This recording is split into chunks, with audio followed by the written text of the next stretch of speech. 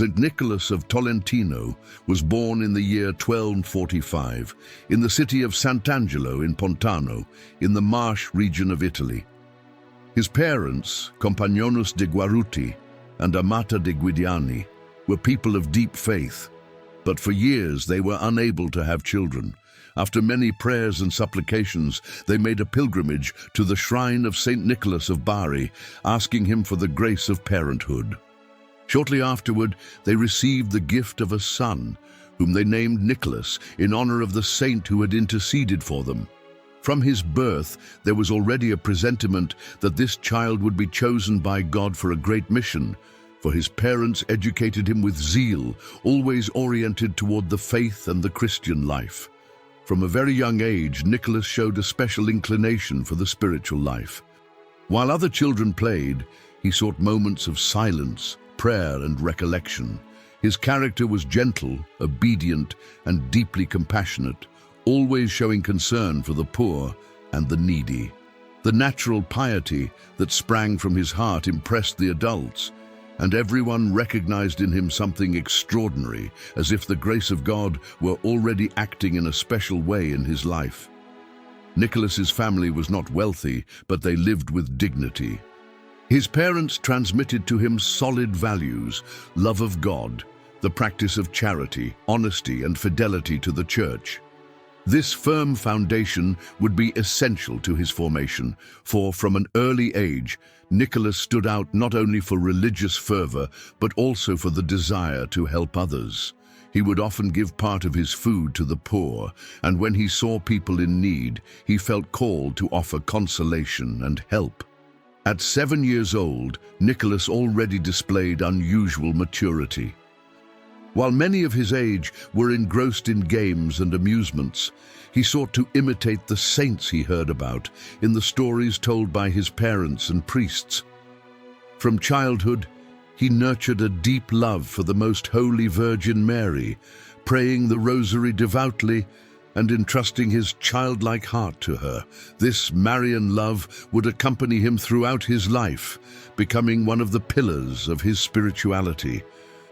Nicholas's education was marked by the study of sacred scripture and by active participation in parish life. He attended church daily and stood out for his attentiveness and respect during liturgical celebrations. Not infrequently, he was seen in deep prayer, with his eyes fixed on the crucifix or the altar, as if his soul were totally absorbed in God. This early devotion impressed the priests and faithful of the community, who saw in him clear signs of a vocation. His parents perceived that Nicholas possessed not only a keen intelligence, but also a very strong spiritual sensitivity.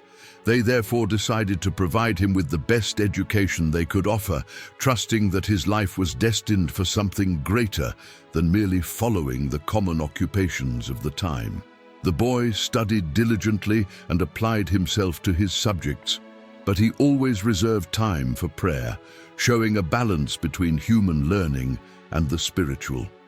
Nicholas grew up with fragile health, but this did not prevent him from living an active and generous life. This physical frailty, far from being an obstacle, helped him develop a life of humility and dependence on God.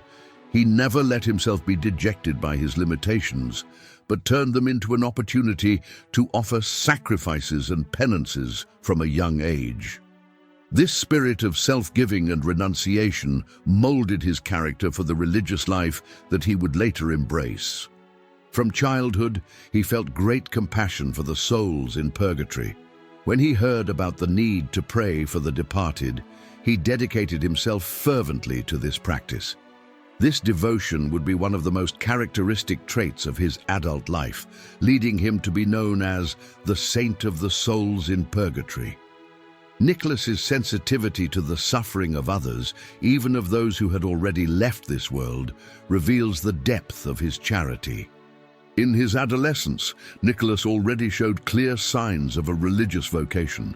He felt an irresistible inner call to consecrate his life to God, and this desire grew stronger by the day. He was not moved by vanity or the pursuit of prestige, but by a burning love for the Lord and a profound compassion for souls. This call would lead him to the order of St. Augustine, where he would flourish in holiness.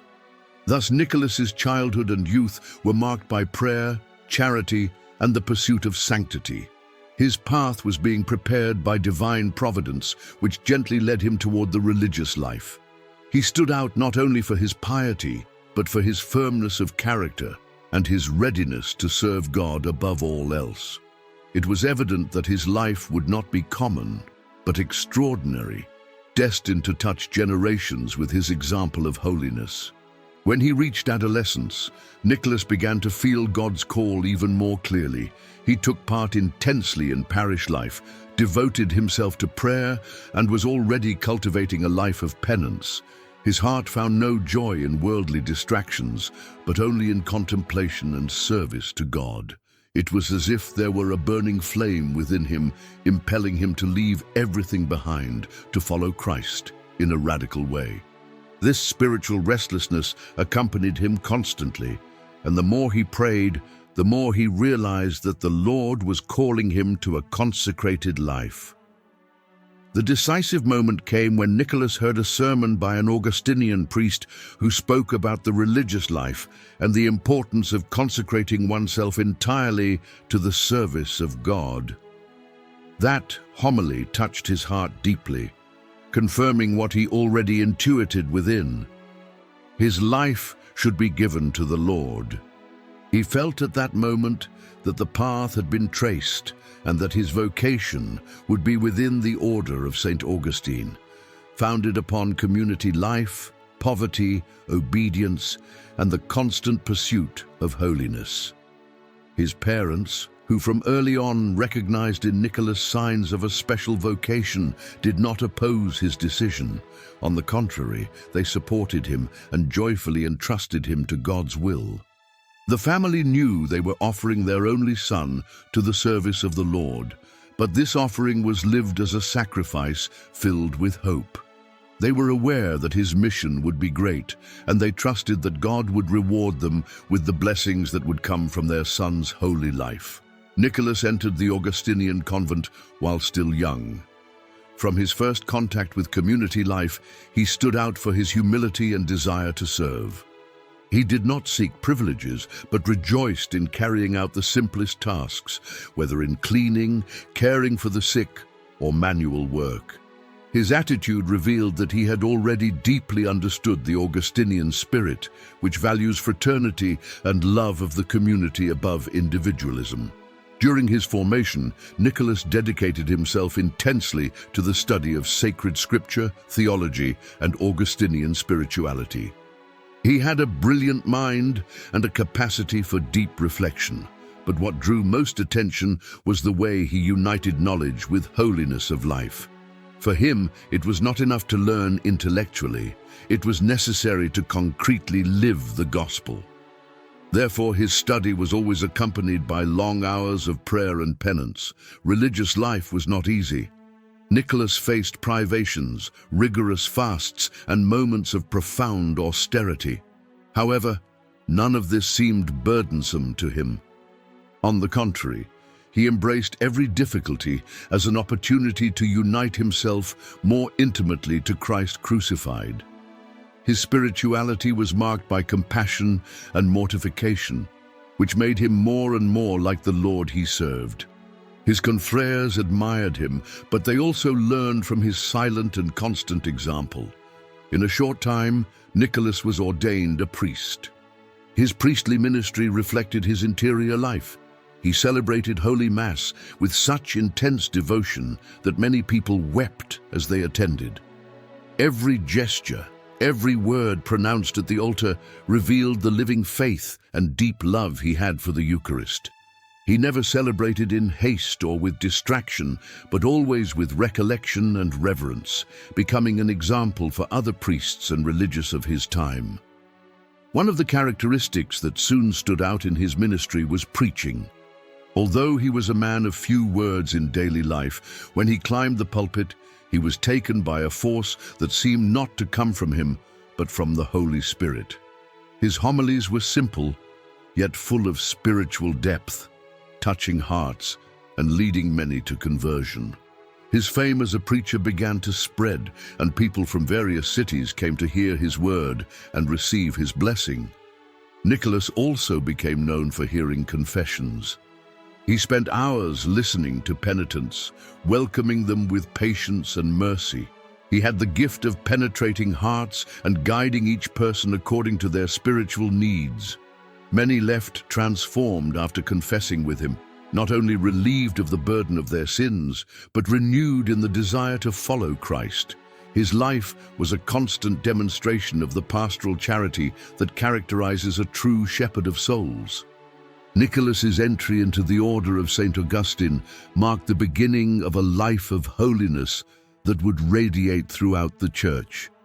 His vocation was not only a generous response to God's call, but also a living testimony of how divine grace can transform an ordinary young man into a great saint. By embracing the religious life, Nicholas became an instrument of salvation for countless faithful and a model of total consecration to the Lord. His example would remain a beacon of light for future generations of the Augustinian family and of the entire Church. The life of Saint Nicholas of Tolentino was marked by a very austere spiritual discipline. From his earliest years in the convent, he stood out for the rigor of his penance. His fasts were constant, and he deprived himself of food not out of disdain for life, but as a way of uniting himself to Christ and purifying his soul. He slept little, usually on a simple and uncomfortable bed, and offered his deprivations for the conversion of sinners and the salvation of souls. This attitude was not motivated by exaggeration or spiritual vanity, but by a deep conviction that holiness is achieved through the cross. One of the best-known aspects of his penitential life was his diet. Nicholas ate very little, often only bread and water. There was even a special food that became famous in his biography, the blessed bread which he shared with the poor and the sick. Many people testified to cures and special graces when consuming this bread, which he blessed with simplicity and faith. This practice gave rise to a tradition in the Church in which the faithful to this day ask for the bread of Saint Nicholas as a sign of protection and blessing. Despite his austerity, Nicholas never lost sweetness and kindness in his dealings with people. His penance did not make him bitter or closed off, but on the contrary, opened his heart even more to charity. It was common to see him helping the sick, consoling the afflicted, and visiting those most in need. His love for the poor was a natural extension of his spirituality, which saw in each person the living image of Christ. He united deep prayer with concrete action, thus being a true imitator of the Lord. Prayer was the center of his life. Nicholas spent long hours before the Most Blessed Sacrament, frequently in spiritual ecstasy. Witnesses report that he was seen in deep contemplation, at times suspended in spirit, with his face illuminated by an expression of heavenly peace. His devotion to the Eucharist was so intense that many believed his principal nourishment was not material bread, but the body of Christ received daily at Holy Mass. This union with the Eucharist was the source of his interior strength and his holiness. In addition to his devotion to the Most Blessed Sacrament, Nicholas nurtured a profound love for the Virgin Mary. He constantly prayed the Rosary and encouraged others to do the same. His trust in Our Lady was total, and he saw her as mother and advocate before Christ. Many times he asked for her intercession for the sick and the afflicted, and testimonies affirm that numerous cures occurred after his Marian prayers. His Marian spirituality thus became a meeting point between his personal penance and the hope he transmitted to the faithful. It was in this environment of prayer and penance that the miracles that marked his life began to appear.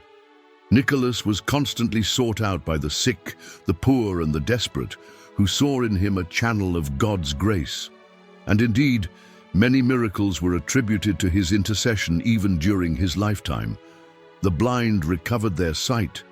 Paralytics walked again, fevers were cured, and even cases of demonic possession were resolved through his prayer.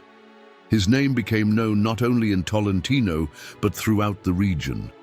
One of the most impressive miracles attributed to Nicholas occurred when he prayed for a child who had died.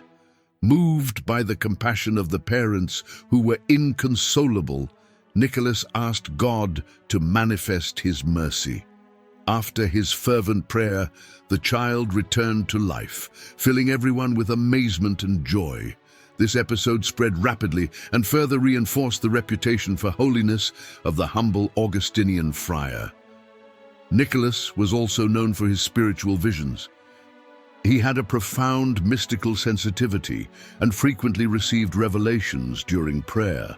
One of the most famous was when he saw souls in purgatory asking for his prayers and sacrifices. From that moment, he intensified his dedication to those souls, celebrating masses, offering fasts, and interceding constantly. This devotion became one of the central marks of his spirituality, and to this day, Saint Nicholas is venerated as the patron of the souls in purgatory. His ministry was not only marked by extraordinary miracles, but also by the quiet power of his everyday holiness. Many testified that simply by being near Nicholas, they felt peace and consolation. His presence transmitted serenity and trust in God. He did not need grand speeches or theatrical gestures. His simple life, united with prayer and penance, was in itself an eloquent testimony to the action of divine grace. Thus, the life of penance, prayer, and miracles of Saint Nicholas of Tolentino became a light for the Church. He showed that true holiness is born from a deep union with Christ, from love for the cross, and from total surrender to the will of God. His miracles were not merely extraordinary signs, but the fruit of a life radically rooted in faith. To this day, his memory inspires the faithful around the world to seek conversion, prayer, and trust in the power of the saints' intercession. The apostolate of Saint Nicholas of Tolentino was profoundly marked by his dedication to souls. Although he was a man of recollected and austere life, he never ceased to exercise an intense pastoral service. His missionary spirit did not manifest in great journeys or rhetorical speeches, but in direct and transformative contact with the people of his community. He knew that his calling was to serve in silence, in prayer, in the confessional, and in simple preaching filled with the power of the Holy Spirit. For this reason, his apostolate achieved an impressive effectiveness, drawing multitudes who sought in him a reliable guide for the Christian life. His sermons were short, but endowed with a depth that touched hearts. He did not use ornate words, nor did he seek human applause. He preached about the need for conversion, prayer, and trust in God. He exhorted the people to live according to the commandments and to remain firm in the faith amid difficulties. Many testified that upon hearing him, they felt as if Christ himself was speaking through his words.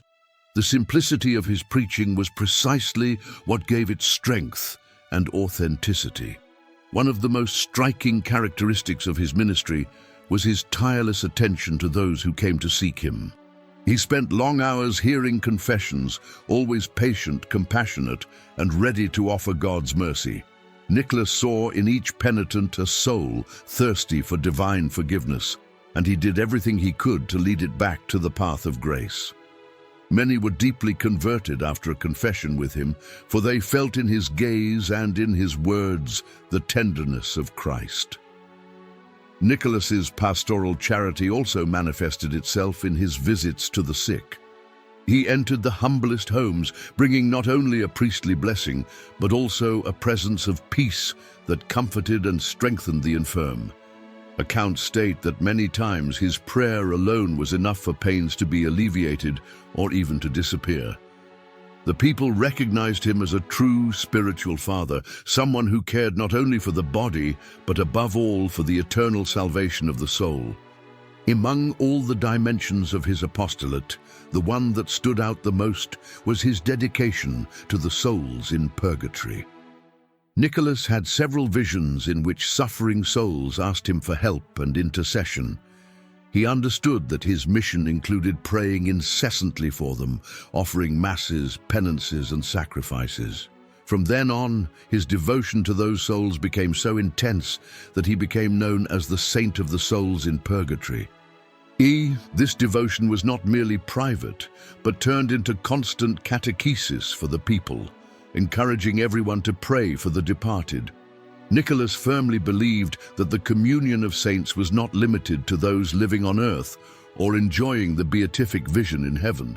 He recognized the importance of Christian solidarity that also unites the souls undergoing purification. Therefore, he insisted that the faithful not forget to pray for the dead, to offer masses, and to perform works of charity for the suffrage of their loved ones. This teaching took deep root in the spirituality of the people, who to this day maintain the tradition of praying for the deceased, especially through suffrages and novenas. The fruit of his dedication was witnessed by countless people who claimed to have received signs of relief and peace after asking for his intercession for souls.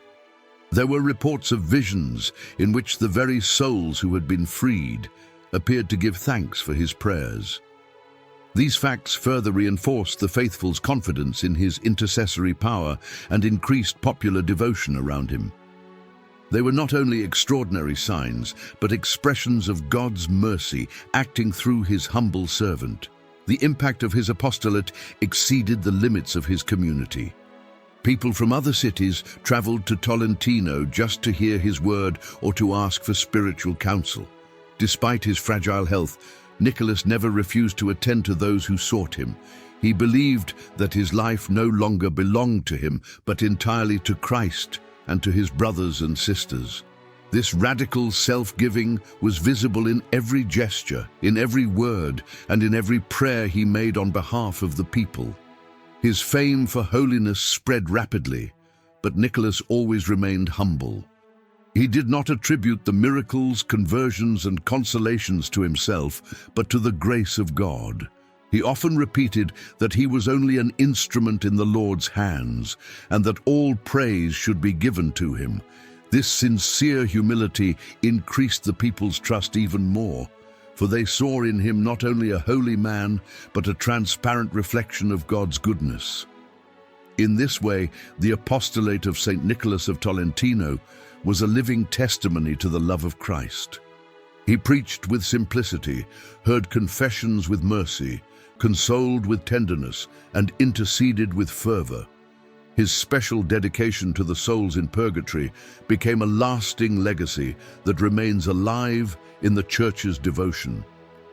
The example of his pastoral life teaches that the true apostle does not seek honors or recognition, but wears himself out in silence for the good of souls, sure that his reward is in God alone. In the last years of his life, Saint Nicholas of Tolentino remained faithful to his routine of prayer, penance, and charity. Even already weakened by fragile health and worn down by austerities, he did not allow himself to rest when someone needed his attention. Many friars tried to convince him to spare his strength, but Nicholas replied that he could refuse nothing to Christ, nor fail to serve the people of God. This spirit of total self-giving accompanied him until his final days, revealing how willing he was to consume himself entirely for the salvation of souls. Nicholas's physical frailty worsened as the years passed. His body, already weakened by penances and fasts, became even more vulnerable to illness.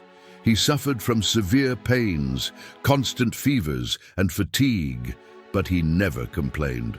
On the contrary, he offered all his sufferings in union with Christ's passion. For him, illness was not a punishment, but an opportunity to participate more intimately in the Lord's cross. This profoundly Christian view of suffering edified his community brothers, who saw in him an example of patience and fortitude. Even when ill, Nicholas never stopped celebrating Holy Mass. Many times he had to be helped to walk to the altar, for his strength was no longer sufficient. Even so, when he elevated the consecrated host, His eyes shone with a supernatural light, as if his whole being were consumed in that sacrifice. For him, each Eucharist celebrated was not merely a priestly duty, but an intimate encounter with Christ, for which it was worth giving every drop of life that remained to him. His devotion to the souls in purgatory did not diminish in his final years, but intensified. Even sick, he offered his pains for those souls awaiting purification. It was common to hear him praying long for them during the night, even when his body could no longer remain standing. Many confreres testified that Nicholas said he felt the presence of souls around him, asking for his intercession and thanking him for his suffrages. This dedication confirmed the special mission that God had entrusted to him. As his health worsened, Nicholas came to nourish himself only with small amounts of bread and water. This gesture, which to some might have seemed an exaggeration, was in fact the expression of his communion with Christ, poor and crucified. He even blessed this simple food before consuming it, asking that it be for him spiritual strength and consolation. This gesture became so marked in his life that it gave rise to the devotion to the bread of Saint Nicholas, still distributed today to the faithful as a sign of blessing and protection. In the most difficult moments of his illness, Nicholas was visited by community brothers who asked him for counsel and blessings. Even amid pains, he found strength to comfort others, never placing himself as a victim. His words were always of hope, trust in God, and encouragement to persevere in the faith. This serenity in the face of illness deeply touched all who surrounded him, for they saw in him a man who not only preached the Christian life, but lived it in its fullness, even in its final trials. As his death approached, Nicholas intensified his spiritual life even more. He spent long periods in silence, in deep contemplation, as if he were already living in anticipation of communion with God. His confreres noticed that even weakened, he retained a serene joy, a sign of the inner peace that came from his union with Christ. He often spoke of the hope of heaven and the joy it would be to meet the Lord face to face. These words were received as a true spiritual testament. On September 10th, 1305, Nicholas of Tolentino gave his soul to God. His final moments were marked by a profound calm. Surrounded by his Augustinian brothers, he asked them to pray the Creed and other prayers and departed serenely, his gaze fixed on the crucifix he held in his hands. Many reported that, at the moment of his death, a gentle fragrance filled the room, as a sign of his holiness. The people of Tolentino, upon hearing the news, rushed to the convent to venerate the one whom all already recognized as a saint. His death was not the end of his mission, but the beginning of a devotion that would spread throughout the church. Shortly after his passing, countless miracles began to be attributed to his intercession. The sick were healed, the afflicted found consolation, and above all, many claimed to have received signs of relief for the souls of their deceased loved ones after invoking Saint Nicholas. These testimonies reinforced the popular conviction that he was truly a special intercessor before God. The memory of his holy death remained alive in the Church's remembrance. His body was buried in Tolentino, and the place quickly became a destination for pilgrimages. Faithful from various regions came to pray before his tomb, to ask for graces, and to give thanks for favors received. The example of his life and the holiness of his death made Saint Nicholas one of the most venerated saints of the order of Saint Augustine and of the entire Church. His departure from this world was, therefore, a true paschal passage in which the faithful servant entered the glory promised by Christ. After his death on September 10, 1305, the fame of sanctity of Saint Nicholas of Tolentino grew rapidly. The people of the city and surrounding regions flocked to the convent to venerate his body and ask for his intercession. Many testimonies of miracles began to be reported, especially healings of serious illnesses and spiritual graces attributed to his prayers. His figure came to be known not only locally, but throughout Italy, and the popular devotion surrounding him became firmly established. It was evident that God had raised Nicholas to the glory of the saints, and the Christian people did not hesitate to recognize him as a special intercessor. The Augustinian friars carefully recorded the miracles and graces attributed to his patronage, sending them to the Holy See. These reports were essential for the Church to begin the canonization process. What was impressive was not only the number of miracles, but the depth of his spiritual life, marked by penance, charity, and dedication to the souls in purgatory. Nicholas's figure stood out as a true model of religious and priestly life, exemplarily reflecting the ideals of the gospel. The canonization process was initiated in the 14th century and advanced over the years, gathering a large number of testimonies. Many who had lived with Nicholas narrated their personal experiences, confirming his humility, holiness, and power of intercession. The people never ceased to believe in his sanctity, and this was expressed in the constant devotion at his tomb, which became a place of pilgrimage. The Church recognized the authenticity of this devotion, confirming that it arose from a living faith and from concrete experiences of graces received. In 1446, Pope Eugene IV declared Saint Nicholas of Tolentino an official saint of the Catholic Church. His canonization was received with great joy, especially by the Augustinians, who saw in him one of their most illustrious and holy members. The canonization not only confirmed what the people already believed, but also gave the universal Church a luminous example of holiness, someone who had lived the gospel in a radical way and who continued to intercede powerfully for the faithful. Since his canonization, the cult of Saint Nicholas has expanded throughout Europe. Churches, altars, and confraternities were dedicated in his honor. In Tolentino, his spiritual native city, the shrine built around his burial place became one of the most important centers of pilgrimage in Italy. Faithful from various regions traveled to pray before his relics and to ask for graces, especially on behalf of the souls in purgatory.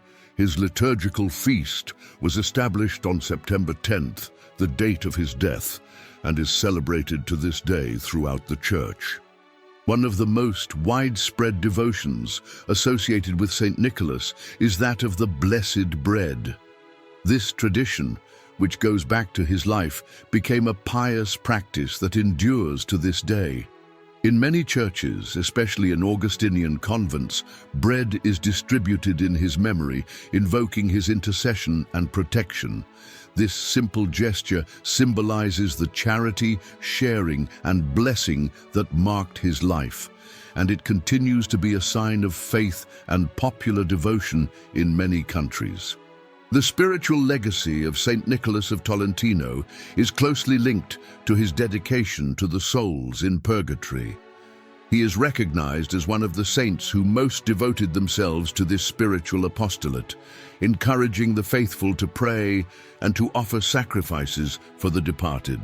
His life recalls the importance of the communion of saints and of the solidarity that unites the pilgrim church on earth, the suffering church in purgatory, and the glorious church in heaven. This dimension of his spirituality remains current and necessary, reminding the faithful of the importance of praying for the dead.